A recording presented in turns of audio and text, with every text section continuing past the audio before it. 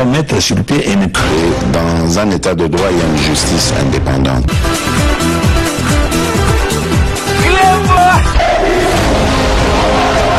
Ce n'est pas pour rien qu'il faut des conseils.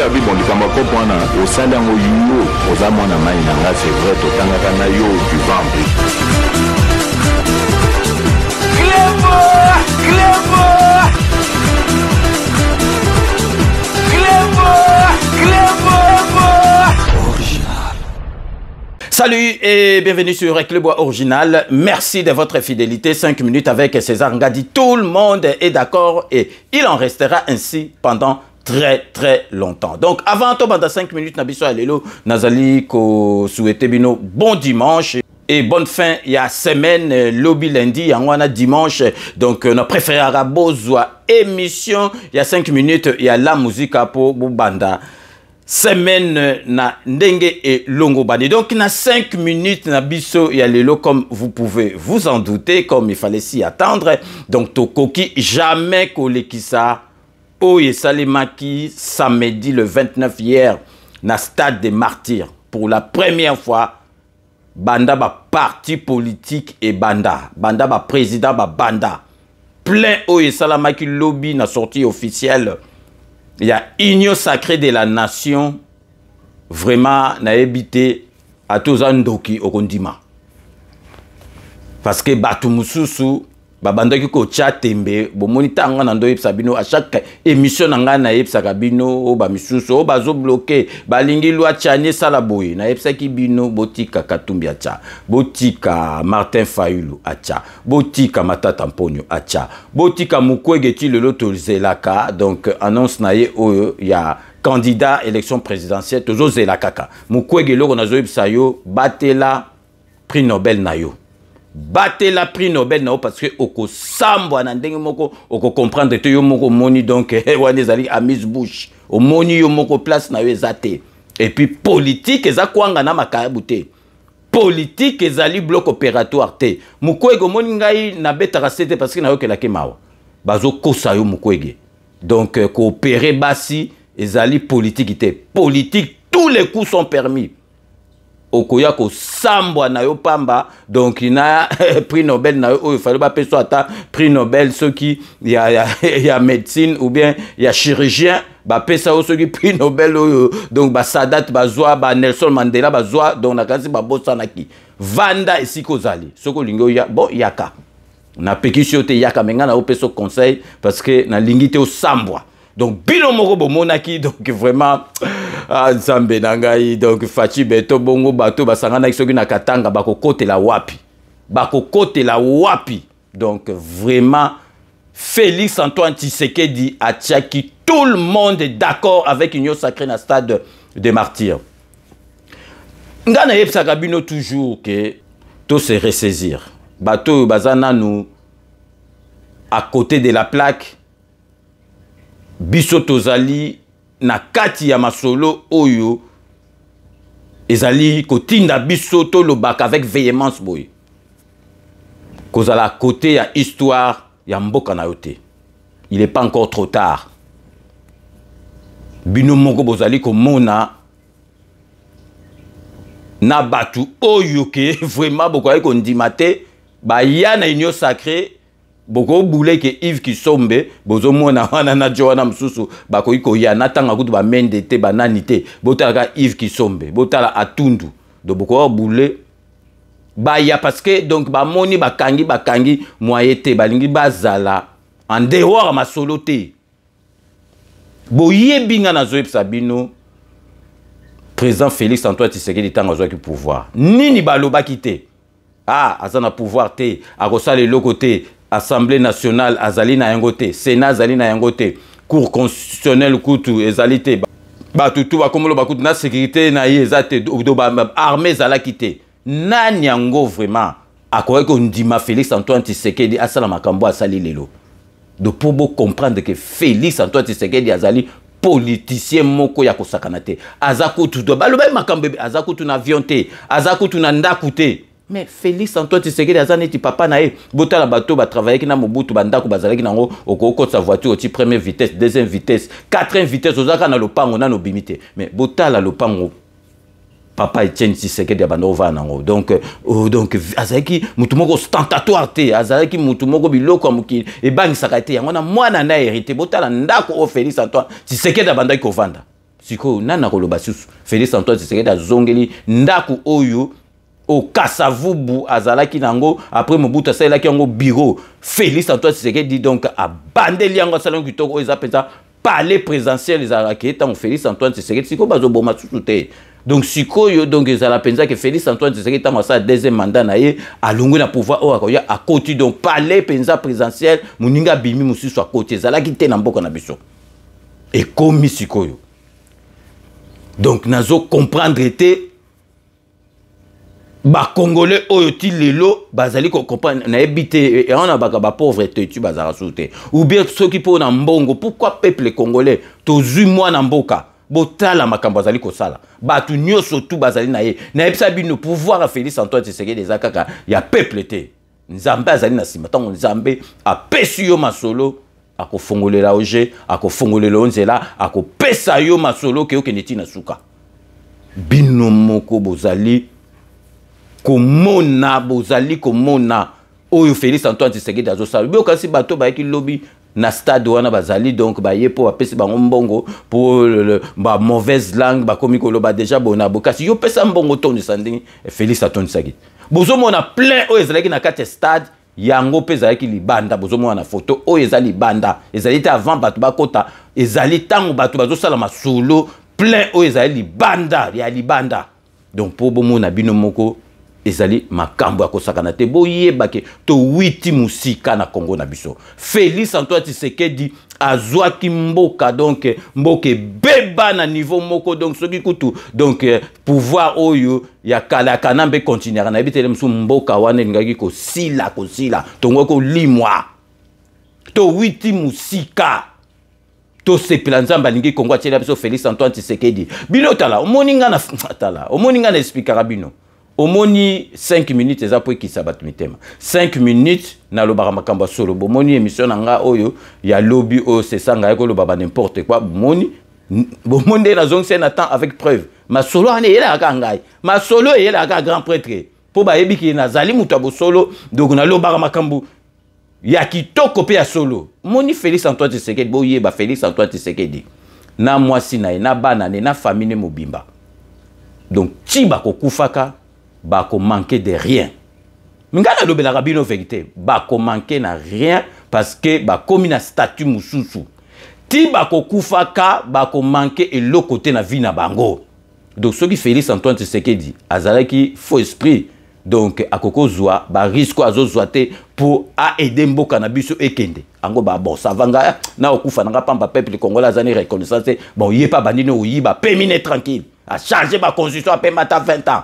Nana ngwa longolai kanambe étranger vanda na biso na zo salarié zo baré bato salarié apema na biso 18 ans nana longolaki ba marche ba talo esi la biso ba marche nana longolaki to zonga na bo moto oyo nyoso tout Félix azali ko sala ezali po na mboka na biso akomima yango te esika akokende akotika nyoso tout azali ko sala akotika na mboka na biso botala kaka Félix Antoine Tshisekedi donc système na aya zui abongisa zongisa biso botala bekol na kanchacha otala bekol bana bazo tanga sokende atongi azongisa biso botala hôpital na kanchachi atongi azongisa biso botala mama yembo ndenge akutaki yango azozwango akobongisa ngo azongisa biso zando munene akozwango abongisa biso apesi biso donc bino bolingi eloko ata kutu Félix Antoine Tshisekedi azamutu mabe mais Félix Antoine Tshisekedi akoki ko sala mabe na peuple na yete déjà dès le départ azali déjà à part qui président azali mutu moko ya malamu motema malamu d'ailleurs soko zo so anayi kaka ozo mona obi mutu abona ko sala mabe te botala ka lobby weekend akendaki na kotaki centre kuna na baton akeko assister na matanga ya be moko bo atangisaki une école primaire na sona Paris na kanisi donc accueilli est-ce que ça est obligé dernier perdu l'un de leurs un pasteur dont le sacerdoce a illuminé la vie de plusieurs à travers l'évangile et les œuvres sociales au sein de sa communauté. L'abbé Joseph Ntemonsi a eu droit à des obsèques dignes d'un serviteur de Dieu ce samedi 29 avril dans l'enceinte de la cathédrale Notre-Dame de cette douleur de Kissantou. Au nombre des compatissants venus nombreux aux côtés de la famille ecclésiastique, scientifique et biologique, le chef de l'État Félix-Antoine Tshisekedi Tshilombo, un ancien de Mbanza-Mboma, venu personnellement pleurer son ancien préfet d'école. À son arrivée, le président de la République a été accueilli par le gouverneur de province Guy Bandou et l'évêque de Kissantou, Monseigneur Jean Crispin Kimbeni. Une manière pour le chef de l'État d'honorer la mémoire d'un enseignant et d'un éducateur de notoriété qu'il a reçu comme élève au collège Notre-Dame de Mbanza-Mboma entre 1977 et 1983, mais surtout de celui dont il a eu le plaisir de retrouver récemment lors de sa première visite en Mbanza-Mboma en compagnie de ses anciens condisciples regroupés au sein de la SACOM, Association des anciens élèves du collège de Mbanza-Mboma. Dans son homélie, l'évêque de Kissantou, Monseigneur Crispin Kimbeni, a salué le sens aigu de profonde gratitude et de compassion du président de la République qui a parcouru près de 120 km de route pour s'incliner devant la dépouille de l'illustre disparu exposé dans la cathédrale Notre-Dame de Kissantou. À côté du garant de la nation, des personnalités laïques et religieuses étaient également dans cette somptueuse bâtisse pour assister à la messe de suffrage qui a précédé la mise en terre à la nécropole cléricale de Kissantou. Décédé à l'âge de 72 ans, l'abbé Joseph Ntemonsi, prêtre et grand formateur, comme le démontrent de nombreux témoignages faits sur place, a passé toute sa vie au service de l'évangélisation et de la formation de l'élite congolaise dans le réseau des écoles catholiques du Congo central. Ezandenge na ye alingi ko assister batu donc tolongo la ki président omoninge sala nga pasi parce que batu na bitele msuba sa kananko na yebite Félix Azam ndeko na biso akei kuna na kisanto assister na messe tibakundi azongi est-ce que azali obligé eza azali ko forcer te eza na kati ya nzoto na ye bino moko bomoni tanga na loyebisaka bino ke mutu akogane Félix Antoine Tshisekedi azate na 2023 oyo bobando mona netili seki batu ba moni bango moko lobi donc kamwisi batu biso ko toko kamwa te toyebaki déjà Félix Antoine Tshisekedi na deuxième mandat nde akoya penza ko banda penza ko sala musala penza na ndenge penza ya vitesse na ndenge longo bani parce que na mandat oyo abebisi ba 2 ans et demi pour na kolongo la système ya Kanambe ko longo la Kabili donc système en tout ko assemblée nationale Sénat donc à ça la gouvernement na ya union sacrée donc cour constitutionnelle et l'équita donc na temps wana bakoy ko barrer bomona ndenge balingo barrer na avion bomona ti basala ti siko zo mona bateau bazalaki na Kanambe bazako ya PPRD bazoko tenir parce que solution ezate ba misusu batena nga message o batongo bazali ko ya parce que donc Kanamba lingine sous pouvoir te yo pouvoir yo soko koti yango Kanambe jeune ndengwana asenga la paix aboy pouvoir parce que akoko kadisu sute pouvoir bazo yango ti okufa tala basasungesu tala babia ba préféré ba daye na pouvoir yo Kanamba za mwana muke jeune ndengwana alo bagatiki pouvoir parce que akoko kate parce que Congola la muki aliro yo tozo kende nango avec Félix Antoine Tshisekedi donc pouvoir cause sous par hasard te. Donc soyons du bon côté de l'histoire de notre pays neti biso tozali na côté ya malamu ya histoire ya mboka na biso. Mais pourquoi vous allez s'entêter na makambu oyo bokoki ko s'entêter ezali ko mona na misu Félix Antoine Tshisekedi tout le monde est d'accord na ye même Bogota de la seconde photo même parti à Kabund bazaki na stade balingo na mauvais côté te base la bango nyosu na bon côté balingi soit écoute bango na côté mala même photo bozo mona parti à Kabund bazaki na stade bongo siko yo olingi nini ba faire automoni samedi le 29 na sortie officielle ya Union sacrée de la nation bino mroboye bisangai opposant nini yango ako gagner Félix Antoine Tshisekedi na makambo ka to moni kaka tozala vraiment sincère na bino bandoki na yebike na sa motema bozondi mame na miso bato ndimate makambo to mona izalaki donc attention pila mosi keba Félix Antoine Tshisekedi a lakisi bino force de frappe il y a union sacrée de la nation tout la kisabino sikoyo donc vraiment entrée il y a ba membre oyo il y a union sacrée de la nation pour bomona avant déjà la kisabino boyeba ke arep oyo autorité morale na biso ezali Guy Luando Mboyo azalaki na kate stade bozo mona ye wana donc Guy Luando Mboyo bomoni wana à côté na ye masananga LBL Louis Blaise Londolé oyo azape membre ya rep administrateur na kati ya RVA donc Louis Blaise Londolé Lonkoy bazalaki na kati ya masolo na autorité morale na biso ministre d'état ministre aménagement du territoire Guy Luando Mboyo.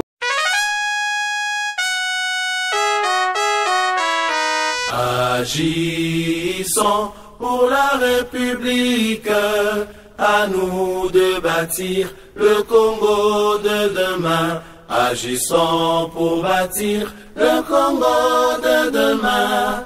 Faisons de la République notre seul idéal. Cultivons tous ensemble le sens de la justice, de toutes les vertus pour élever notre nation.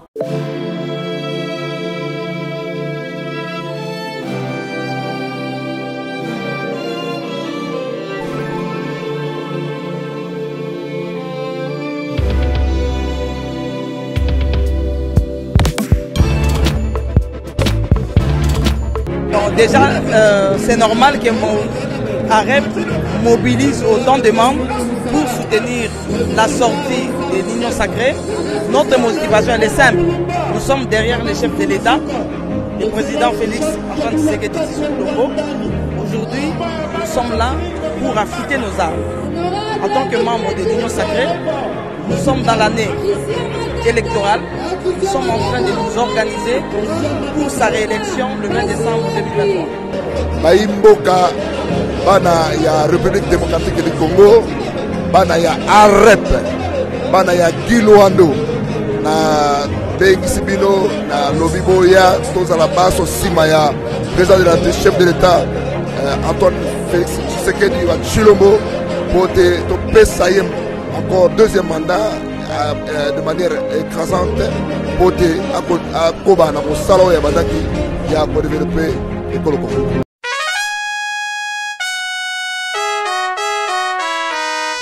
Agissons pour la République, à nous de bâtir le Congo de demain. Agissons pour bâtir le Congo de demain. D'ailleurs, le Lopé Bo Witi Kolanda déjà émission na ya liboso je l'aime talk oyo bo moni boko mesa nango déjà botala kaka simplicité na yazo kutala na ba jeune na marque kaka donc vraiment ba s'échanger autour ya dîner toko zongela yango na rubrique na biso ya news AREP donc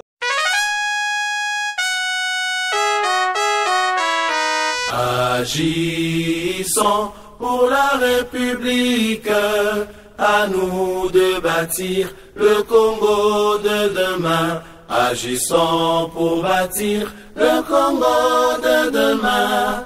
Faisons de la République notre seul idéal. Cultivons tous ensemble le sens de la justice, de toutes les vertus pour élever notre nation. Que tozongi na masolo na biso tozola kisabino siko botala entrée ya ba parti oyo boyebi MLC ezali na kati ya Union Sacrée, UNC ezali na kati ya Union Sacrée, UDPS ezali na kati ya Union Sacrée, AREP ezali na kati ya Union Sacrée, pour ne citer que ces quatre là botala entrée na bango na kati stade. Donc restez connectés sur Clébois Original, on revient tout de suite. Milliers de militants et cadres des différentes formations politiques ont envahi l'avenue de la démocratie, ex Huilery menant vers le stade de martyrs de la Pentecôte À l'intérieur du stade, carton plein pour l'Union sacrée de la nation.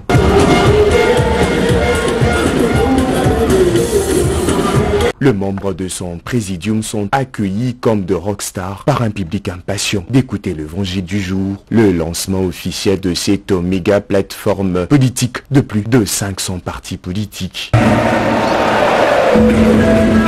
Le présidium affiche complet, le premier à prendre la parole, le premier ministre Jean-Michel Samalou Condé, qui estime que la mise en place de l'Union sacrée matérialise la vision salvatrice du garant de la nation. Bino Moko Botali entré, il y a un leader, il y a un parti où ils allaient dans il y a Union sacrée de la nation. Nalingi n'a souligné Lokomoko pour Batouba comprendre que Félix Antoine Tshisekedi azo mema politique en Mboka na biso on dirait na ba pays civilisé. O babanda politique banda kala. Bo moni événement oyo ya samedi le 29. Bo moni que eleki en direct na télévision nationale na RTNC. L'équité. Or, président de la République, Union et Koka qui peut en direct. Mais tellement que président Lingi Makamoutou c'est la propre. Pour opposant Balobate Tala a profité de la télévision nationale à Memi Angokuna et l'équipe en direct et Kangi antenne Mobimba. Et l'équipe en direct pour Botalake, président Fachi a ça la part de choses Makambo. Il y a parti Italie télévision T. Mais naba pays tout africain boyebi que télévision nationale et la télévision à président de la République. Donc bazoa kango pensa ba Kangi Ango Mobimba de zo sala. Mais Botala bino moko que l'équipe en direct T.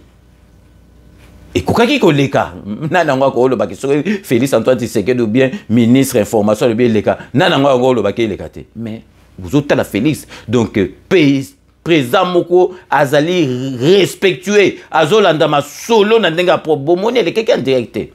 Et les qui n'a information à 20h. Marc Kaka donc parti opposition bomona ki tango bakatumbi ba se réunir saki kuna il est qui na télévision donc na ba opposant ba les na télévision bongo sikoyo Union sacrée de la nation et la télévision tendée. Mais en direct, c'est ça qui est en direct. Pour bon mon akara qui est tout ça, na présent moko azali kolanda masolo penza na ndenge longo bani parce que na epsa bino télévision nationale na Afrique et la télévision à présent ou en place. Mais bon mon qui l'équité. Bozala na respect na présent na biso Fachi Béton vraiment à mettre tout le monde d'accord samedi 29 à Toza Sorodiongo au Kondima Fachi Béton. Si vous avez proposé Bino, parce que l'eau qu'on a Bino, c'est très important à souligner. Donc, un fait rare pour notre président africain, et l'eau qu'on a et l'équipe de la chaîne nationalité. Na lingi na souligner. Si vous avez Bino, parce que donc Union sacrée de la nation, ils en a plus de 500 partis politiques, bazana kati. Bon, si vous avez Bino, mi balé, mi satou, même si vous avez banate, beaucoup gagné Félix Antoine Tshisekedi, na élection.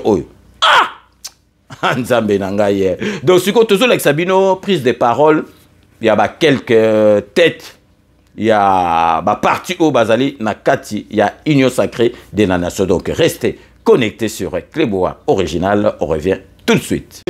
Bazo Koufa, Ponabiso, Opesi Bango, Losako.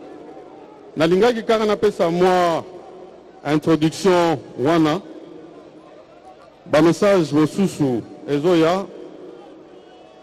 Donc, on va kimia pour la thématique nous surtout développer en go avant Tokawana.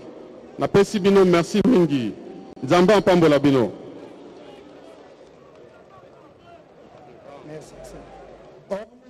Très fort pour le Premier ministre.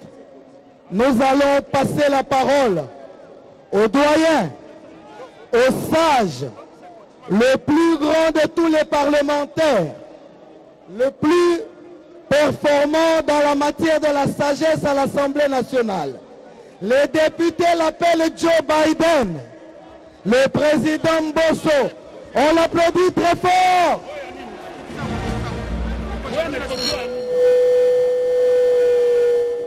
Bana Kinshasa, Banakine, Oye. Yali Bosso. Na pesi bino mbote eoti na ye mboko mokonzi ya mboka son excellence Félix Antoine Tshisekedi Tshilombo, haute autorité politique et à Union Sacrée, président de la République, chef de l'État, atondi libino melelo mala na bakonzi Union Sacrée asengi tosolola na kimia pe tobima na kimia lokomo ya Union Sacrée okende liboso lokomo ya Congo ekokende liboso mboti na bino de soso bana Kinshasa bana Congo tondi bino botondi malamu na ndenge boye ibele boye pe na motima ya boboto boye pe na motima ya bino moko ezali te lokola bakusaki ke tokofuta mbongo mpo bato bakota ya solo mo ezali makasi bamosusu babimi na se na kombo ya Union Sacrée ya bakonzi nyonso ya bakadre bakombata nyonso Union Sacrée topesi bino mbote longonya topesi lesoso merci na ministre ya sport na administrateur ya stade na ndenge bandimaki beso bana Union Sacrée toya kosala sorti na biso awa topesi bango merci mingi bandeko bana Kinshasa bakadre bakombata Union Sacrée toye awa kosala nini toye kosala sorti ya Union Sacrée toye koyebisa Union Sacrée eye Union Sacrée ekomilakisa bamona biso na Congo mobimba bamona biso na monde entier bayibake na Congo Union Sacrée ekomi réalité depuis très longtemps. Donc à partir de l'élo, depuis le 5 avril, depuis le 20 novembre 2020, au président Tshisekedi abengaki ba Congolais nyonso tozala elongo moko po totunga Congo. À partir de là, ba Congolais na monde entier baeba que Union Sacrée lelo ekomi réalité. To monani boyiba parti ya lelo tozali formation politique parmi ba grande formation politique ya Congo Union Sacrée ezali na kati yango toye tobima tosala sortie officielle lelo. Batata bandeko bamama bana ya Congo ya solo toye po na sortie Union Sacrée, mais Union Sacrée ekosalela wapi? Ekosalela na kati ya Congo. Lelo makambo nini eza koleka na Congo? Lelo makambo ya pasi eza na Congo. Alors tolubila avant tobanda makambo Union Sacrée le kambo ya agression rwandaise oyo ezali koboma bandeko na biso, oyo eza koviole bana na biso, oyo kotinda population na biso na est baza kokima bamboka, baza kotambola na zamba, bazanga esika ya kolala. Ezali territoire congolais. Tango nazoloba Kagame azokangai. Avant 1880, le Rwanda n'existait pas. Ndambo ya Congo bakamata pour créer Rwanda. Donc Rwanda zane eloko moko kosenga biso te. Pe bana Congo boyeba ke complot contre mbuka na biso eza permanent. Génération oyo kozala distrait yango nde ekobongisa baterritoire mosusu ya Congo. Mais Faci Beton akobonda kwa 1 mètre carré ya Congo ekende na Rwanda te. Wana ezali vérité, wana ifo boyeba yango. Tango président Faci azobundila Congo, tango autorité ya ka ya majorité ya Union Sacrée baza condamner Rwanda, opposition ya mbuka oyo bakangi monoko, ata condamnation moko eza te. Pwana nini? Pwa bango bazali lingomba moko na Kagame. Bese tozati ngomba moko na Kagame te, tozo ko condamner Rwanda. Tozo ko tanga kombo ya Rwanda. Alingi koyiba ma bele na biso. Alele ko buka lokuta. Makambo azokoloba ezali ya solo te. Donc malikambo wana ya agression ya Rwanda, peuple congolais biso nyonso tozala sima ya président Tshisekedi. Soko tozala na sima na ye tosangani. Ye mutaza commandant suprême ya forces armées ya police betomba oyo aza kobunda pour l'intégrité territoriale ya mboka na biso tokolonga yango. Yango tosengi bino bandeko bana ya Congo, bana Kinshasa, bana Union Sacrée, tozala sima ya mokonzi ya mboka Faci Beton.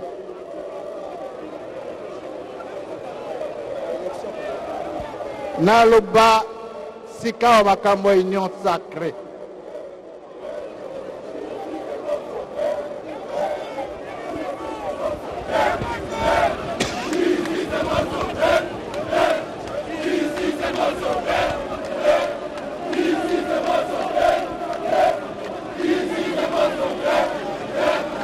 Matokana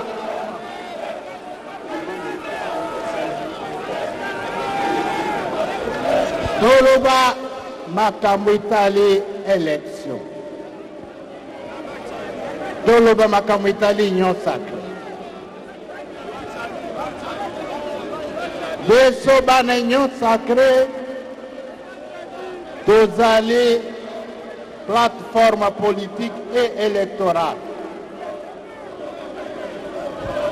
Toye tumimoni na miso ya batata, na miso ya bajene ya Congolais ya Kinshasa, ya Congolais ya monde mobimba pe ya Congo mobimba. boyeba ke union sacré ezali toye koyebisa bino ke biso bana union sacré toye na mopepe ya sika mopepe ya kala te oyo biso toye nango ya mopepe ya sika eza nini biso union sacré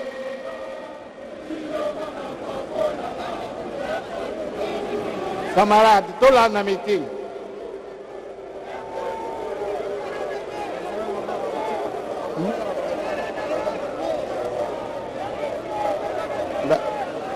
bafotografe bango biso bana Congo ya union sacré tolenge tobâtir un Congo fort, un Congo uni, un Congo souverain et libre, un Congo prospère, où régnera la paix, la vérité, la justice et l'espoir.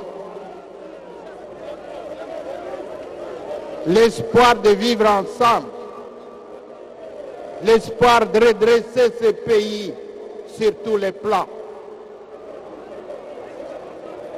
l'espoir d'intégrer la jeunesse dans les institutions du pays. Biso bana union sacrée, tous alliés unis pour la défense de la patrie. Biso bana union sacrée, tous alliés unis pour une nouvelle gouvernance, fondée sur une nouvelle conception basée sur les résultats tangibles, répondant aux intérêts du peuple.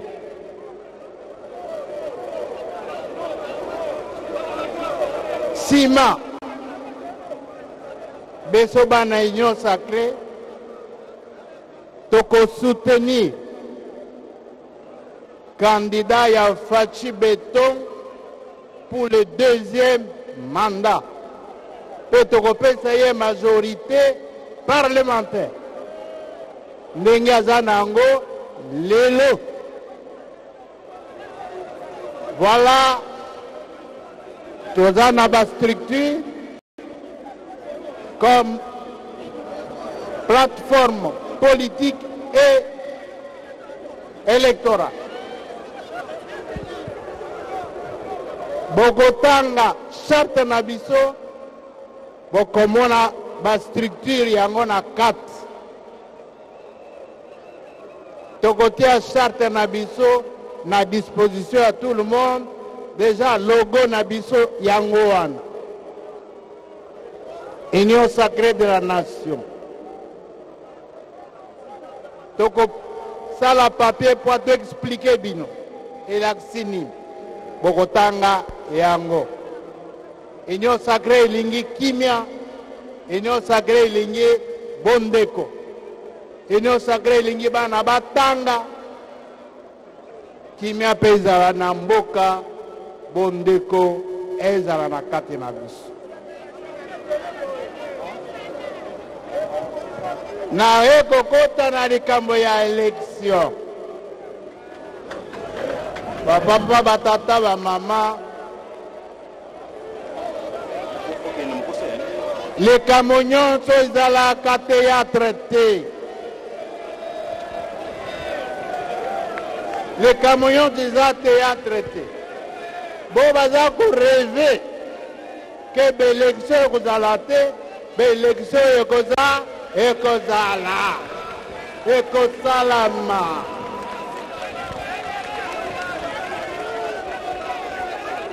Totika ko rêver élection ekosalama.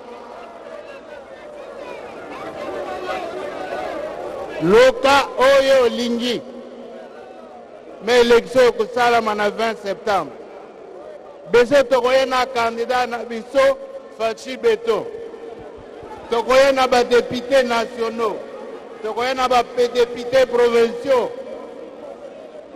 Na 50% bakozala ba jeune. Bomi bonge saka. Donc, élection ekosalama. Moto akosa biso te. Wana na MC bino. Ezali bandeko. Bamosusu baza koloba dialogue ekozala entre l'opposition et la majorité. Dialogue quel effet? Beta kwenda na ba élection. Toyenda kuma élection. Ba papa na ba mama bakata makambo. Soko misolo ya kobongisa mbuka msuzi ezali. Mais dialogue kwa to sala élection te ezali te. Beso nyonso tomi bongisa. Kwa to sala élection. Voilà bandeko. On a zalaki na yango na mokolo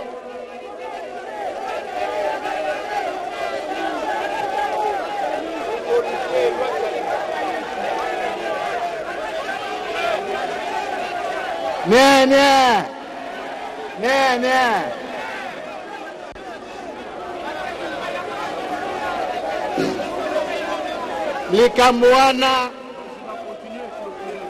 Likamwana eza na parlement.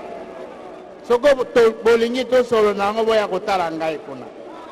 Wana na baluki na za président ya parlement to sololi. To okani me awate. Awa tozo solo makambo union sacré. To okani hein? Wa bandeko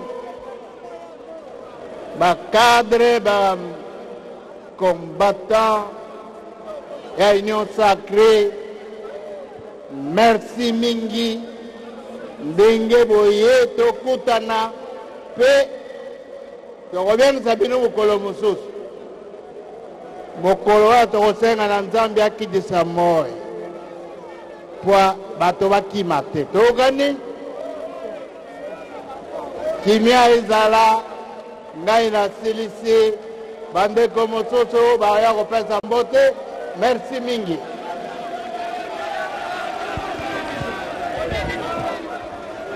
Maboko makasi pona président Bosso. Alors bandeko na biso to bandiko kende na suka ya makambo. Toko benga AK-47 Chingoma, secrétaire général ya UDPS, membre ya présidium ya Union Sacrée, elongo na bandeko na ye, le CG Augustin Kabuya, maboko makasi.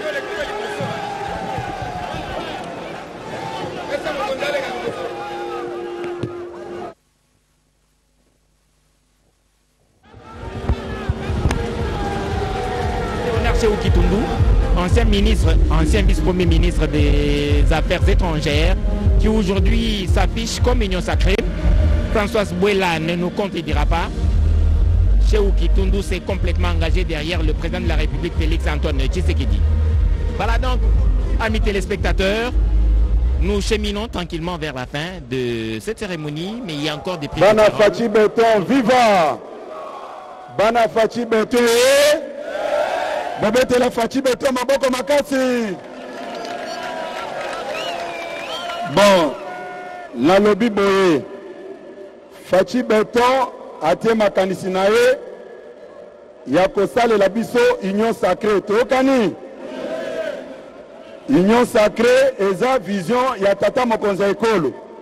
Ndenge toye awa, toya kipoto la sabino ke, mokonzi mboka asasali plateforme na ye kombo nango Union Sacrée. Tokani ndenge bolingi faci beton ndenge bokolinga batu nyonso bazana union sacré toyokani bolingo erenye na kati na biso bomoko ezala toyokani tokoyebisa bino ke essentiel mpona lelo ezalaki koinforme bino ke tata mokonzi ya ekolo asali plateforme na ye kombo na yango union sacré boza kolandanga malamu mutu aya koyebisa bino makambo moko te contre union sacré contre bamembre ya union sacré toyokani discours oyo ya koloba ke non union sacré eza rencontre ya bato songolo pakala abu bino nyonso ndenge bolingi papa mokonzi ekolo bolinga mpe union sacré toyokani tosali etape ya liboso ya koya korepondre awa ya mibale eza tose prepare mpona maponomi topesa ye second mandat na majorité toyokani makasi boni betela maboko makasi message muke nazalaki nango mpona poko ya lelo yango wana nzambe apambola bino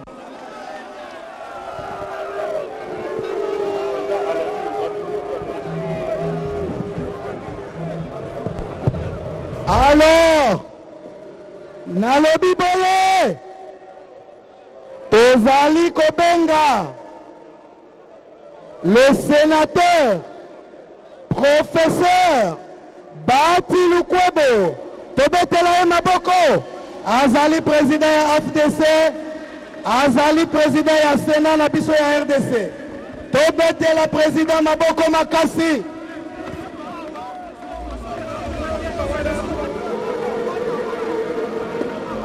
cha awa bo eza RTNC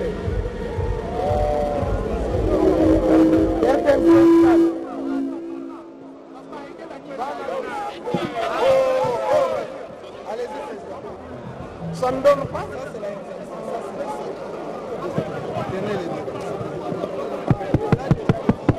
Bana Kisasa Mote, Union sacrée viva, Union sacrée viva, Union sacrée viva, viva, viva, viva, Fati, Tobandela, Union sacrée viva. Union sacrée viva! Union sacrée viva! Viva! Viva! Viva! Fati Beton! Yakoloba ezali mingite. Poete bao balekaki liboso na biso balobi manso maye tolengelaki mpona kosola na bino. Ya liboso totondi botondi topesi merci mingi na ndenge boye ebele libanda pe na kati ya stade de martyr lelo Kisasa eningani eza bongo te nakoloba kaka pendant 1 minute bokotanga 1 minute ekoleka 1 minute te ya liboso union sacrée eza eloko eye mokonzi ya mboka Félix Antoine Tshisekedi Tshilombo akelaki poete mboka na biso elongwa na molili elongwa na boumbu ezala na kimia tokende liboso bato bapesa biso respect na Afrika pe na monde mobimba ya mibale toza na bitumba oyo boyebi na est ya mboka na biso na monyele na boye esengeli ba oyo nyonso bazana makasi balingi kobundela mboka toza kotosa komlengele mibeko poete bakota na reserve ya armée bokota ebele tobundela mboka na biso eza bongo te ya misato tozokende na maponami poete topesa mokonzi na biso Fati deuxième mandat topesa ye pe majorité kasi pe peuple pe abanda komona mwa bolamu muke muke. Na yango nasukisi napesi bino merci mingi bana Kisasa, merci mingi. Union sacrée, viva! Union sacrée, viva! Union sacrée, viva! Viva, viva, viva Fati Beton. Merci mingi.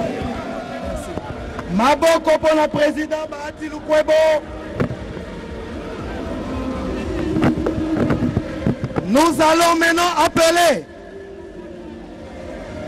le président du MLC, le chairman, le président Jean-Pierre Bemba, Tobeteli Maboko Makasi, Maboko Makasi, Maboko Makasi pona Igwe, Maboko Makasi pona président Nabiso, Maboko Makasi, Maboko Makasi.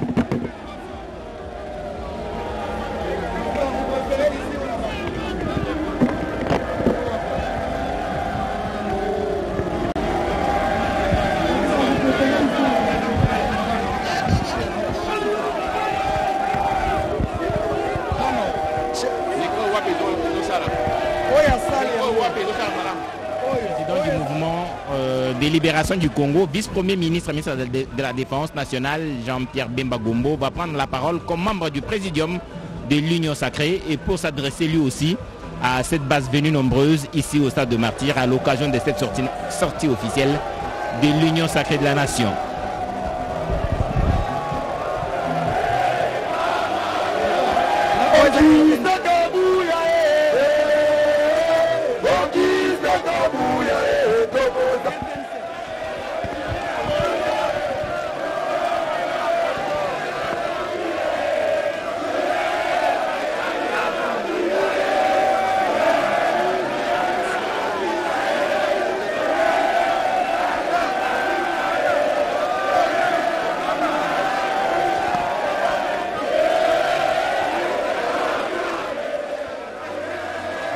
Toyokana, Toyokana. Batata, ba maman, bandeko ya Kinshasa, mbote na bino. Nazoyoka bino te, bote na bino. Mbote lisusu. Lelo ezali esengo monene. Lokola tokutani awa. Dans le cadre, il y a Union Sacrée de la Nation. La banza, président Mbosso, premier ministre, président Kabouya, président Yassena Bahati, Bayebisi Binotina, il y a Union Sacrée. Union Sacrée et Salami, pour la partie nyonso ya Congo, Oyo toza na vision moko. Il y a développement à la Congo. Tous à la Isikamoko. Tous à la Uni. Mboka na biso. Et zana kati na koplo monene contre mboka na biso. Kosanga na biso. Unité na biso. Et kotinda message mosika. Kolobako Congo et kotika la moko. Et mutu moko te ako diviser Congo bolandi ngai.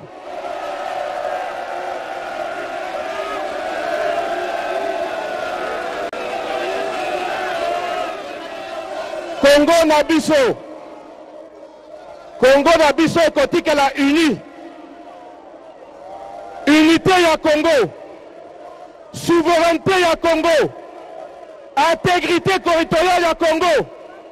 Ezali non négociable. Moto moko akolongola biso biloko misato wana te. Nalobi soki tosangana te. Soki tozali bomoko te. De monguna oyo akozola facilité pour la kokota la biso. Lelo naza koyebisa bino. Tozali na mutu moko oyo nayebi ye. Makanisi na ye ezali banda tongo ti na butu likolo ya Congo. Makanisi na ye banda tongo ti na butu ezali po na bolamu ya ba population ya Congo. Yango na lobi tokozala sima na ye bitumba oyo ezali pona totikala bomoko. Kombo na nani? Kombo na nani? Kombo na ye nani? Yango na linga kina yoka ezali Faci Beton. Azali na makalisi pona Congo. Tokotele mabiso nyoso simana ye. Pona toke de liboso. Nazo loba pona ba Congolais nyoso. Ezala ya nord, ya sud, ya est, ya ouest. Ezala pe ya opposition. Na oyo. Toka bwanate. Tozala bomoko. Totinda liboso enemi na biso. Wanda yeko tumu la biso. Libanda. Tozala bomoko. Dès après tokotala ba problème na biso kati na biso. Mais pour le moment tozala bomoko. Bolani ngai. Namoni mwa ezali makasi. Na mikolo ekozali koya. Na maponami ozali koya. Tozala ba vérité mingi ya koloba. Pe boko yeba. Esika banguna ya Congo esika bazali. Eza nano ora koloba te. Mais naza koyebisa bino. Naza na mingi ya koloba. Mais na bombi yango po na tango ya maponani. Boyoki? Botika malamu zoba batela bino.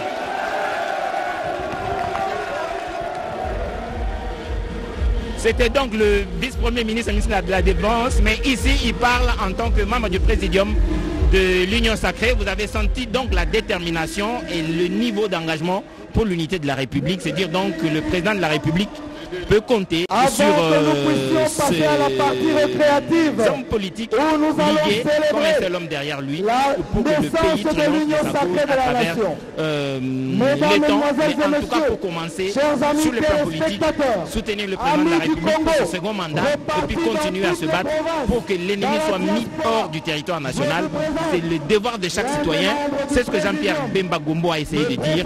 Nous devons nous unir, chasser l'ennemi et puis les questions internes, nous pouvons les traiter entre nous. Voilà, donc nous allons laisser la place à un autre leader de l'Union Sacrée pour la Nation qui va prendre la parole.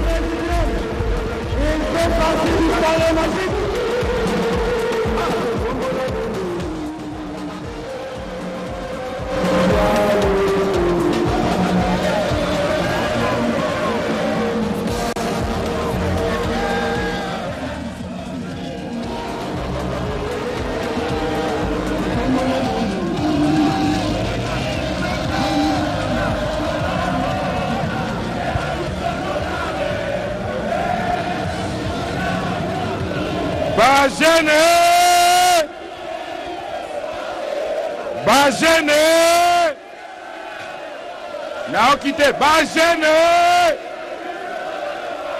tozala bitumba makasi na kati ya mboka ifo ikita toyebi yango toyela bitumba mbote na bana Kisasa bamama batata bajeune na ngai na makasi nayebi ya solo ke dollar eza komata nayebi yango bien il faut tokitisa yango boye te me sikoyo so bongi naloba na répondre bino sikoyo boyoka nde tokosala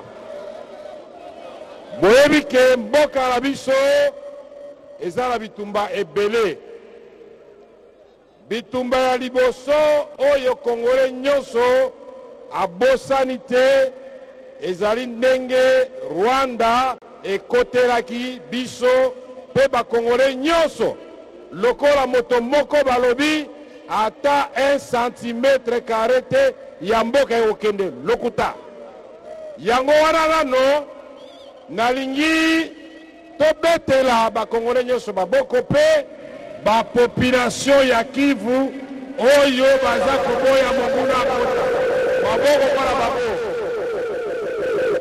bitumba wana eza komema liwa bitumba mosusu tozali nango ezali bitumba ya libumu ezali bitumba ya dollar ezali bitumba ya biloko zobata talo bitumba wana pe tokoti gouvernement ngai na moninga nanga Jean-Pierre Bemba na Mbusa Nyamwisi. Moto na moto mokonzi ya mboka apesaki ye mission. Yo Igwe Jean-Pierre Sisa Bitumbo na ndekono Mbusa Nyamwisi. Sima ya premier ministre na biso Samba Lukonde. Yo Vital Kamerhe bundisa nano dollar na talwa biloko. Siko etali ngai. O etali ngai na osala ndenge nini. Bala Kisasa mbote. Bomba bomba. Na sopa.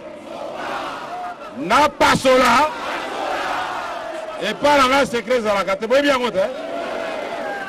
Oyebi ke mboko yo Congo et mboka monene. Comment mboka lokola Congo tozali na Inga,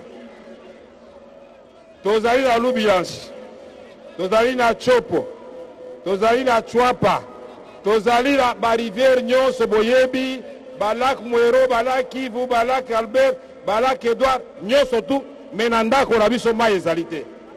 Est-ce que c'est normal? Tozali na mabele lisango ekwei e boti mbala moko boyete. Yango président Félix Tshisekedi Chilombo abi Veka Salatu yona moninga na yo ya agriculture José Panda na baninga no misusu bosala bana mboka bayeba ke pona kobundisa dollar il faut biso gouvernement to pesa ba facilité to lona mabele na biso eza kobimisa biloko. Est-ce que la kosi? Est-ce que les lois sont au sali brigade agricole ya ba jeune mutu na mutu azui moi $200 na ye asali moi eloko na ye ata ndembi e kobimisa bénéfice à $400. Est-ce que ekokita te? Mais batu nyonso balingi basala kaka politique boyete. Allo tolobi tozoyokana yango toloba ngana lobaka lukuta te tikala sisa nasopa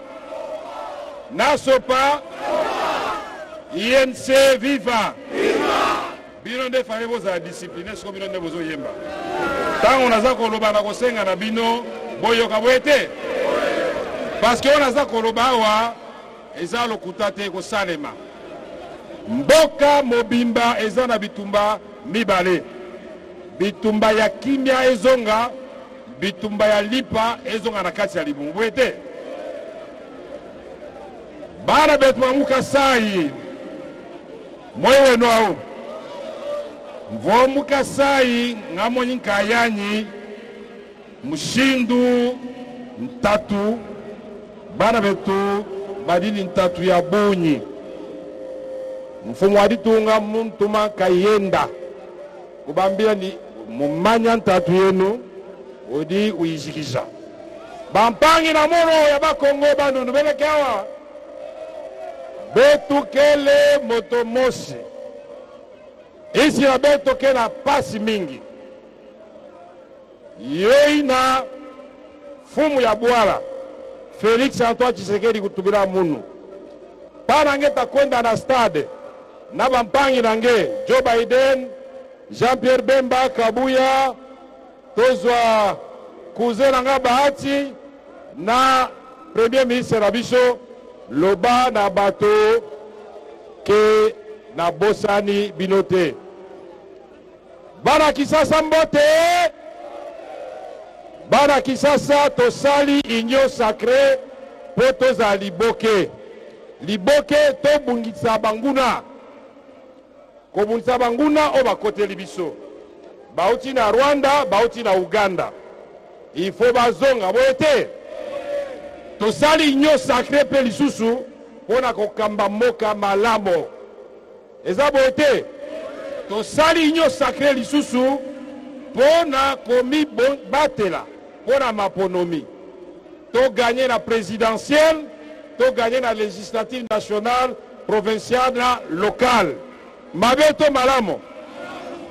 Nakanisi stade oyo mutu nyonso amonaki ndenge etondaki moi mpe eleki makasi tobandi banda 11h ti sikoyo namoni bobandi kolemba tokopesa bino merci mingi ndenge stade sanzaki bato lelo eske nakosi bao bamonaki stade ndenge sanzaki maboko likolo tomona maboko likolo kuna maboko likolo merci na bino nyonso biso tu sima ya faci sima ya nani merci beaucoup.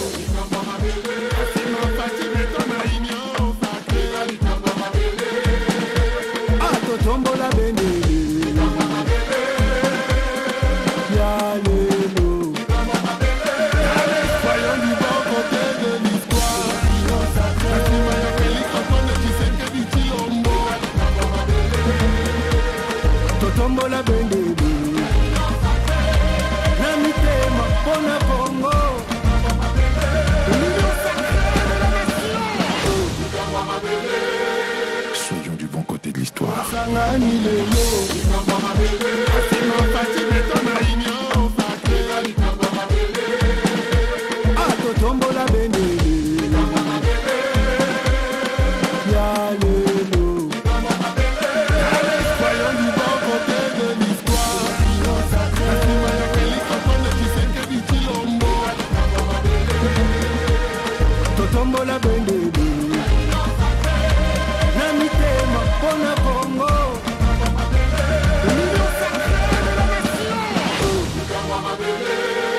Soyons du bon côté de l'histoire.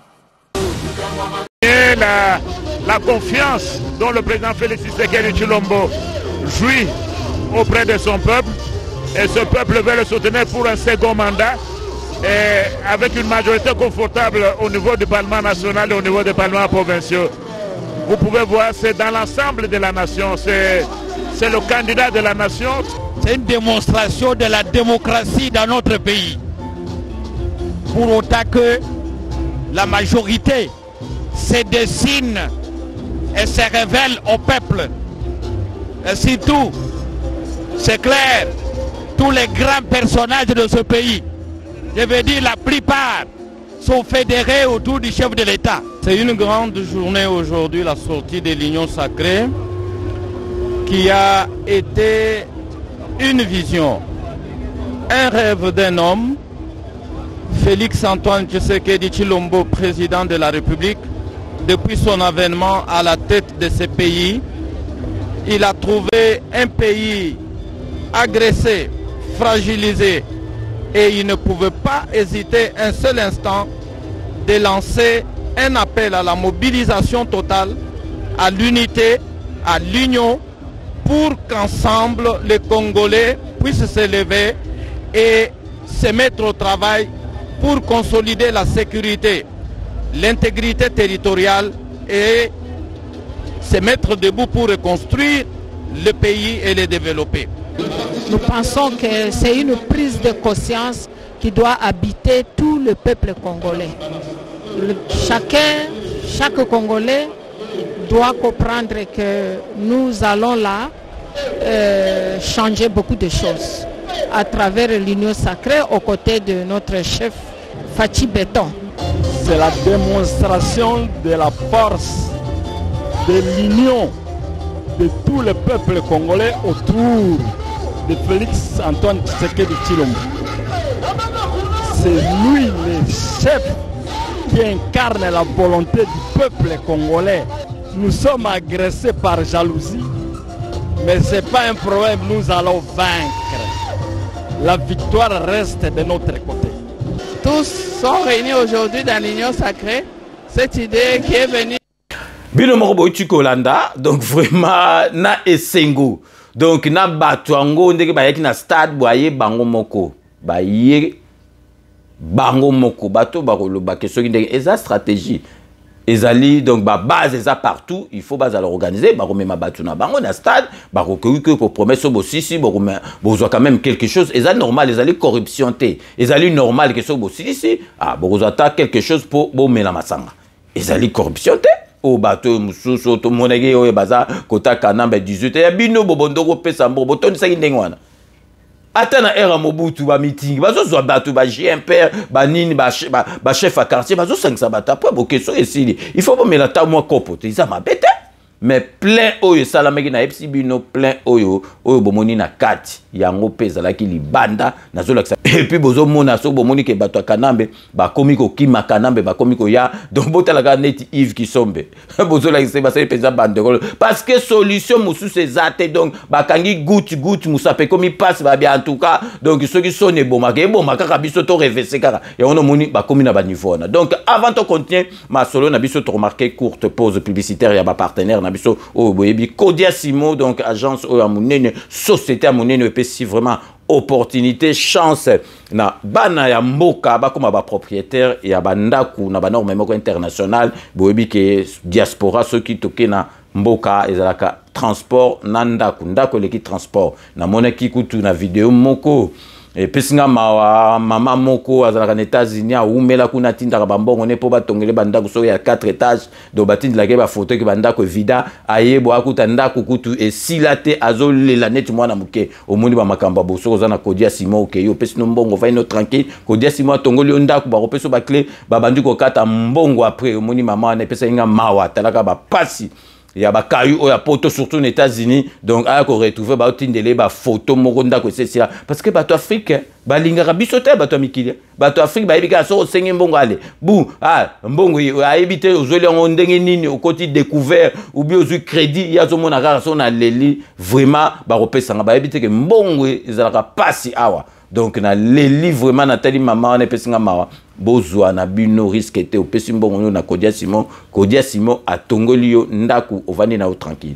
et puis on a Paris boyebi na poto awa donc so to lobite ke babo ya lem su pesa batu mwinu bandaku na bandibu ba kolobango te na agence mais ezali vérité okoza na makambo nyo surtout baboyi ba pesa okiboba donc solution ezoma na pichu kitenga appartement donc obengie na numéro wana batali ba papier nyo surtout ozali priorité a ko pesa ndako azali ko privilégier bana mboka et puis wami service ya mama na biso Mireille Wankake wami business ezosala masolo nyo surtout pour aider bana mboka na fret donc au pesi soki koleza muki olingi avion ekei olingi ya bateau soki eza makambe belé ekei donc kuna kutu ya mbeto lo banda mukile banda au pemno calme ozon kaka na Kasavubu et puis tozali na Sepela TV décodeur ya bana mboka po ba msusu soki ba okansa décodeur ya bana mboka bazokanza soki ba marque nini nango eza netio ya ba mindele oto zango na bandako eleki kutu wana parce que congolais elengi oyo lingaka congolais ka muto comprendre damazo lingaka Congolais me comprendre autre. Bon mundela oyeba sentiment na. Donc congolais comme tu comprendre et puis wana oko voyager nango partout. Auto za na banda ko tika onanda. Wana olongoli yango tia na valise ata na poche. Oko voyager partout et si ko zali ko kende oti otali yango même na Kisasa. Internet comme bien oti otali yango. Donc c'est Sepela TV bo quand ça te ezali ba image moko neta ba loso image numérique na son. Bo bengi ozubo et débat na mboka parce que na etsara bino bana na biso batangaka awa ata yo sozo tangawa professeur bozana ye moko na mwana ya français ou bien belge ou bien américain donc mayelo ba pesa ye yo pozo zwango donc so batio na ba condition oyo o sala musala bien o sala ndenge munde basalaka donc bo constater ceux qui donc complexe wane longwa mutu mundu soka sala sali mabe bano batanga kawa batanga ba chic moko na ba mindele ba o ba ko ba président ba ministre donc il y a pas de raison que so ba sala loke simbate donc bozo abonnement ya Sepela TV donc ozala pepele banda mukile banda ko bois ki sakutu donc ba décodeur oyo misusu et puis bobo sanate tozali na salon na biso na epsaka bino salon na biso awa na kata Paris soko ye bisaba mema on a El Binto Coiffure salon za moko na Paris et puis soko kekuna donc oyebisi El Binto Coiffure à katayo avec tondeuse en or massif tondeuse wana ezong sarabatu donc jeune mais c'est bino là c'est bino de retour na biso Jean-Paul Ndenge donc mbala moko zongi alongoli 20 ans donc ils allaient jeter donc El Binto Coiffure donc nulle part ailleurs kaka awa na Paris salon de coiffure ezaka moko donc restez connectés sur Reclebois Original on revient tout de suite. Après le lancement de la Cité Kimia, la société Codiasimo présente le Square VIP Kimia. Parce que nous croyons que désormais tout Congolais doit posséder une parcelle en République démocratique du Congo, Codiasimo facilite l'accès à l'achat de votre terrain en toute sérénité et surtout en toute sécurité. Dans le Square VIP Kimia, à partir de 5 000 $, financez votre terrain, puis sa clôture, et notre équipe s'occupe de sa mise en valeur ainsi que de toutes les démarches administratives jusqu'à l'obtention de votre titre de propriété.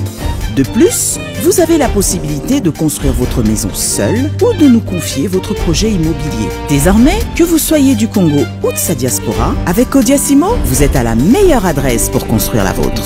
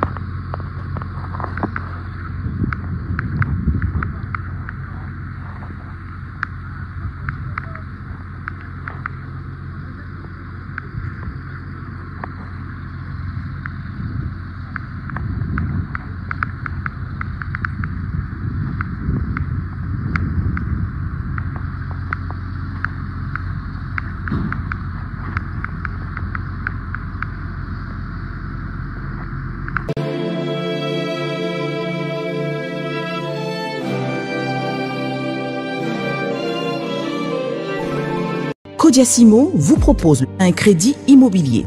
Vous êtes du Congo ou de sa diaspora? Vous désirez devenir propriétaire en RDC et faire construire votre maison en toute quiétude? Obtenez votre crédit, puis commencez son remboursement uniquement dès la livraison de votre maison. À la Cité Kimia, nos maisons seront toutes construites aux normes internationales.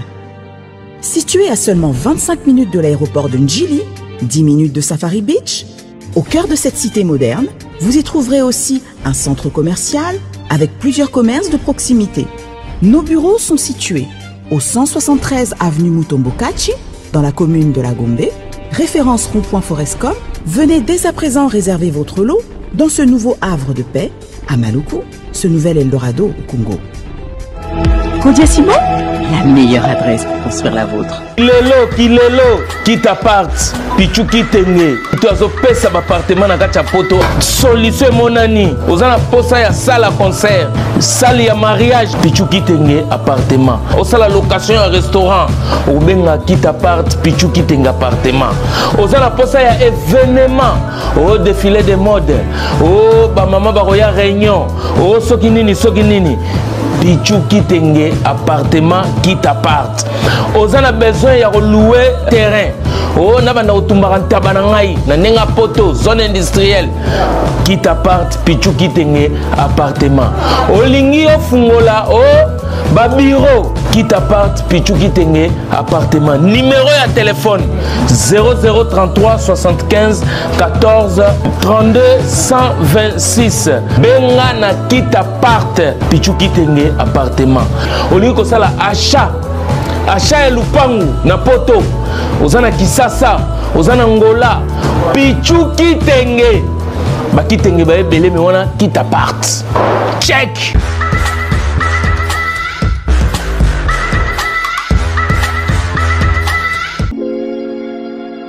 Sepela TV ezali décodeur ya Banamboka. Sepela TV différence nango ezali na ba décodeur mususu oto zalaka nango na kati ya ndaku. Sepela TV botala ngo ezaka mukie. Eza mukie olingi ko voyager ozu yango o voyager nango. Parce que ba décodeur obiso to zalaka nango evandika na ndaku mais Sepela TV déjà eza mukie botala ozu o kolti yango na poche et na kosi na poche à veste o voyager o memi yango partout dans le monde ici kazo kende. Donc ozaka na besoin ya câble HDMI courant na internet. Internet est comme partout, courant zalaka partout. Donc ils en a plus de 500 chaînes yo surtout ya kitoko. Bilengi ba choix ya congolais kaka mutaoye bango. Donc congolais kaka mutaye bango.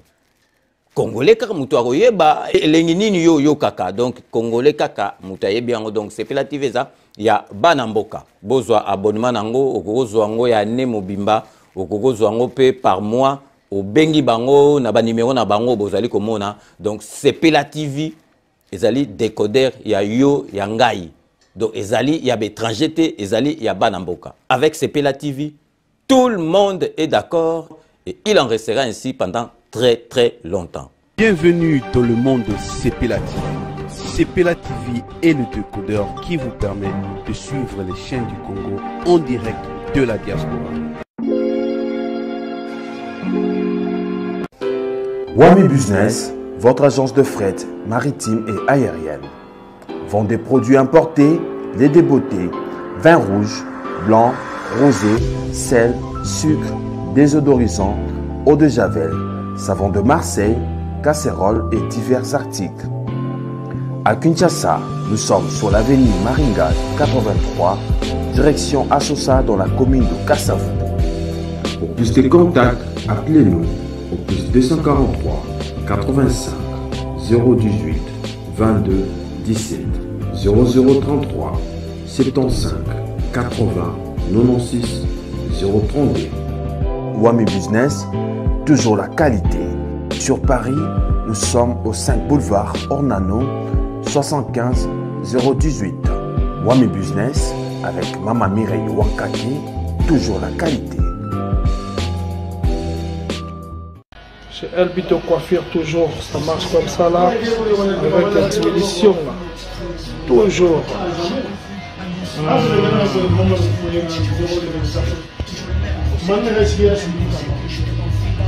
Salon number 1, chez Elbito Coiffure. il coiffe avec sourire, il coiffe avec noblesse. Oh, c'est lui ton coiffure.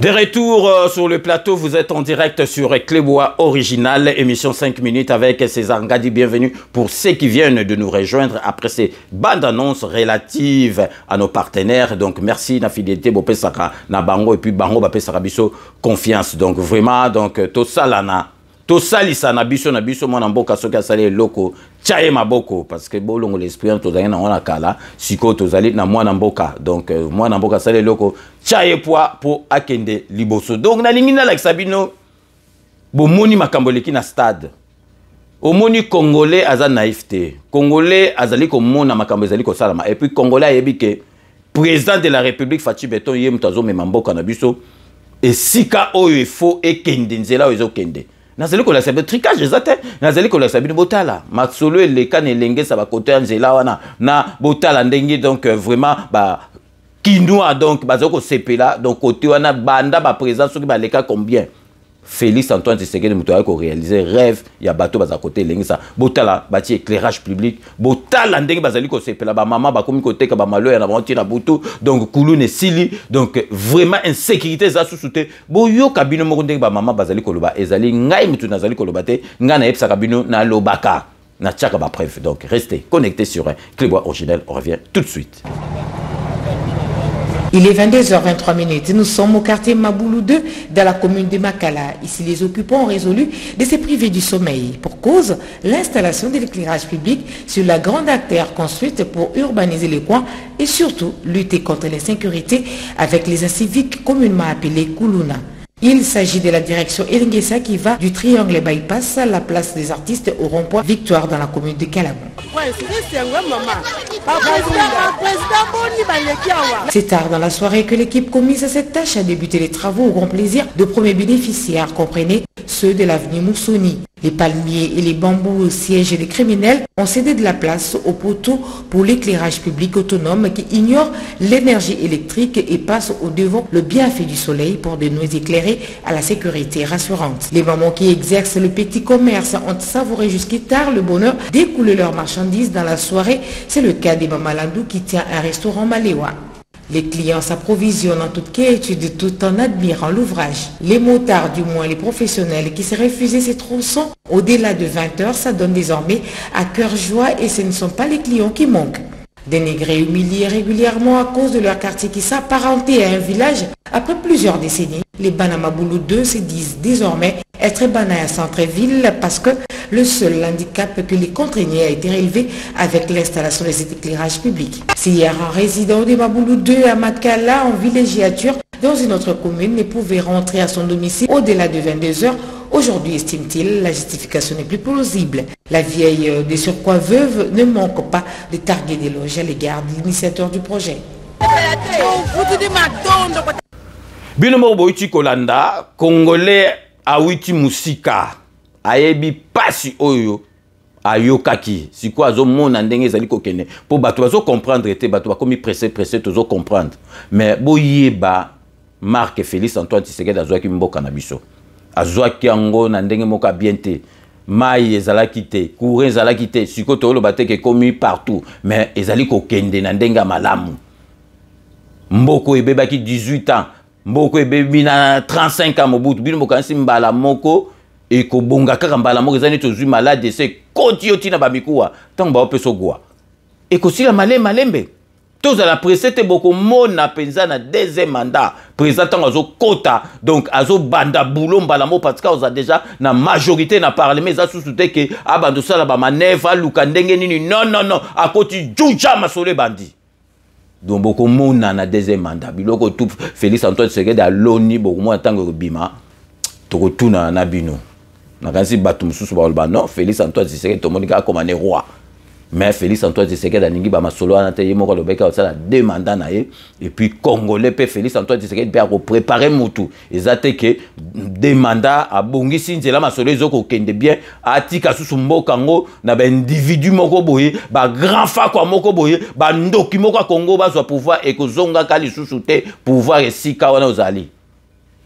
esika o ezalaki e kozonga kali susu te parce que à lire mboka na biso il faut continuer ndenge wana mususu ayepe azo continuer kaka aller wana donc ba minute soki Félix tozo ke bandaka mais to komana ba train en grande vitesse mais to komana ba métro ba tram bo autoroute soki combien mais congolais to yebe loko ni tolingi to yeba eloko ni tolingi nani yango abulaki penza ke lelo Félix Antoine Tshisekedi akokoma na ba masolo ne bandinda na lobaki te azangi ndaku kanamba lingo bimana ndaku te azakutu na avion te kanamba memi avion na Chine na zozong sabino ba masolo bandoko lobama azana na parlement za majoritaire te gouvernement kuta zakaka na ba ministère mukiyarno bo monaki Félix asalaki atiaki ba conseiller na ye bazaki belé parce que atiaki ba doubler atipre donc ministre azana côté atieli doubler bondo comprendre que Félix Antoine Tshisekedi asali masolo moko en tout cas moi na mobali nzamba batela ye mwana mobali ata bino bofinga biso toza bato jalelo mais ceux qui bo vandi penza bo vandi il faut bondima et puis na yebi bondimaka boza neti biso te biso za ba fasciste ngana za mutu ya Félix Antoine Tshisekedi Tshilombo faci beton ngana za na simana ye nazali na kati ya rep ya Gilo Ndombo yo donc ngana za mutu ya Félix Antoine Tshisekedi naza mutu ya Union Sacrée nazali mutu ya rep ya Gilo Ndombo yo bondima bondima omoni yango na taba biloko mosusu ezoya bosa bato ba obulele Félix ba marque moko na ndenga faux ezo simba te parce que azali mwana malam azali mwana nzambe nzamba pesi mission divine pour que na mboka na biso tina suka donc nzambe peut permettre que tina suka rendez-vous na bino na fin deuxième mandat beaucoup mona mboka na biso ndenge koma beaucoup mona mboka na biso ekoma et puis parlement na toko sokolango bien et que Sokwama ba Charlotte Libanda Félix Tangazo azo kuta penza batu na déjà prêt pour na combat prêt pour na aussi sanzala prêt pour peuple congolais alia bien à se faire soigner bien et za kitoko donc toza na bino mayele vraiment bino moko bomoni ke toko jamais kotika vraiment makambo ya le 29 de Kakarabo parce que donc Félix Antoine Tshisekedi Fachi Béton à mettre tout le monde d'accord le 29 avec Union Sacrée na stade de Martyrs au Andimité en tout cas na habité le beau étranger aux alagate vraiment na tenaki na sala 5 minutes moko le dimanche il y a la musique pour na relobela masolo parce que to quoi que Alexandre Boité to comme na suka ya émission na biso na lobara toujours je vous laisse le soin d'en tirer vos conclusions et de me faire parvenir vos commentaires comme d'ailleurs vous en avez l'habitude bon puis kaso to comme na suka to remercier ka base donc ezalaka surprise mutu moko e baraté que na rosala et dédicace mais batu mususu baza déjà base bavanda parce que basala ka mingi pour émission émission ezaka até que opesa biso mbongo okoyi pe aider biso mais ezaka rapé ozozo émission ozo partager ozo lobelaka 5 minutes ça nulle part ailleurs 5 minutes au soki mutu azali sima Félix Antoine Tshisekedi alingi mboka ayoki émission pour la première fois na ndimité akolongwa akokota libela et community virus donc akoki ko s'en passer sous na émission te na kosi bato bolanda ceux qui muta ebi 5 minutes au talion pour la première fois est-ce OK okotikala ya on il faut ko partageaka pour batu nyoso tout batalaka émission ya 5 minutes na bato ba mona yango te ba mona yango na remerciaka mingi base batu oyo ba edaka émission na ndenge nyoso tout financièrement et puis na ndenge ya ba partage donc vraiment avant tout banda ba remerciement nazali ko souhaiter bon et joyeux anniversaire na Papi Kaninda autrement Don Blaise Papi Kaninda Don Blaise na Colorado les États-Unis d'Amérique azali molandi munene il y a 5 minutes avec César Ngadi yangwana vraiment to tenaki to souhaiter bon et joyeux anniversaire et vous allez lobby le 1er mai déjà mais to sali yango parce que lobby les temps to sali émission même sous to sali émission à la musique até donc Papi Kaninda autrement Don Blaise na Colorado, aux États-Unis d'Amérique. Donc, bon et joyeux anniversaire. Donc, famille Nayo Mobimba, en particulier, bah, c'est joindre Nangaï, Daniela Masengu Kaninda, Ludovic Bachala Kaninda, John Panix Kaninda, bah, c'est joindre Nanga Poto souhaiter bon et joyeux anniversaire Papi Kaninda, Don Blaise na Colorado na États-Unis d'Amérique.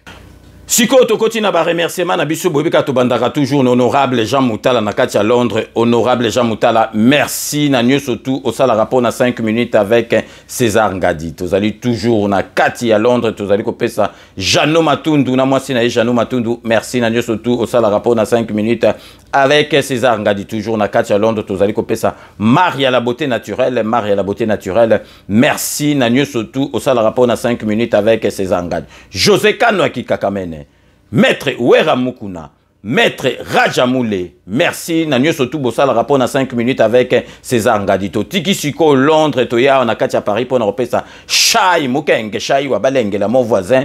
Chai Mukenge, Chai. Merci Nanyo surtout au sale rapport na 5 minutes avec César Ngadi. Tokei Sigo na Katia Espagne pour nous repérer ça. Vrai chéri Nandenga Mukete, Beloti Mavungu, vrai chéri tout monde est d'accord que Beloti Mavunga za, vrai chéri Ndenge Bino Murubozali comme on a Kosakate. Merci Nanyo surtout au sale rapport na 5 minutes avec César Ngadi. Tokei Sigo na Katia Suède pour nous repérer ça. Fidèle des fidèles.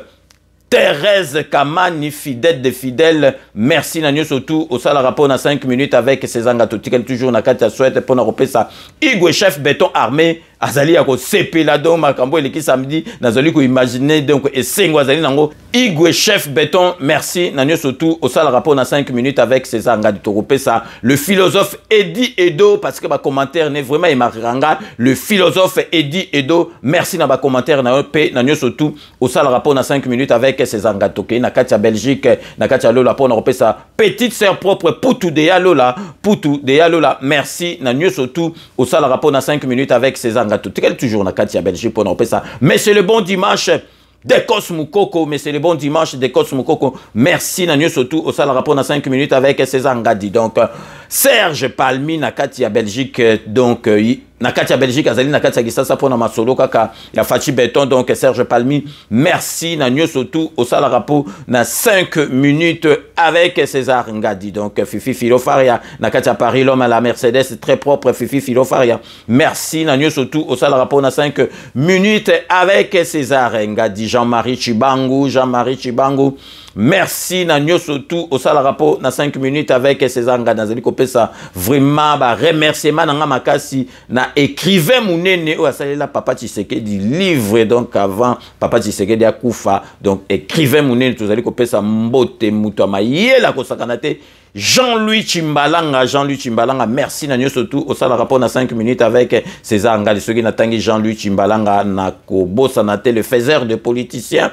Désiré Pongo, vie moko mayela kosakanate Désiré Pongo benga petit na Désiré Pongo. Merci Nanyo surtout au sala rapport na 5 minutes avec César Ngadi. Donc to zongi awa na kati ya Paris po na kopesa mbote na Fali Lukisa Lukisa na Saint-Denis, Fali Lukisa. Merci Nanyo surtout au sala rapport na 5 minutes avec César Ngadi. Donc avant to sukisa to kei sikoyo na Katia Norvège po na kopesa mbote na Hubert Kizela. Merci Nanyo surtout au sala rapport na 5 minutes avec César Ngadi. Boyebi kaka to sukisaka na dokotolo na biso parce que santé et les kinyo surtout soki santé za bien te même nga na kosala émission te. Donc bolanda émission ya dokotolo na biso Jean-Paul Djamba.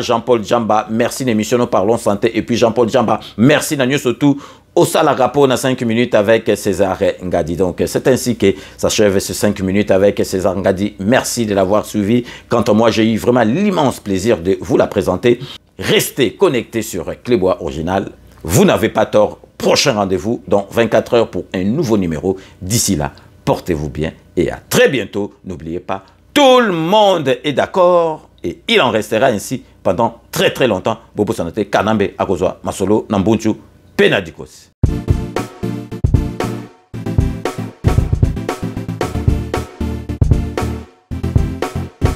On doit mettre sur pied et créer dans un état de droit et une justice indépendante.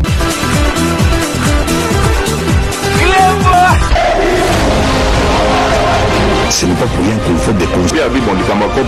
Au sein d'un c'est vrai, tu vas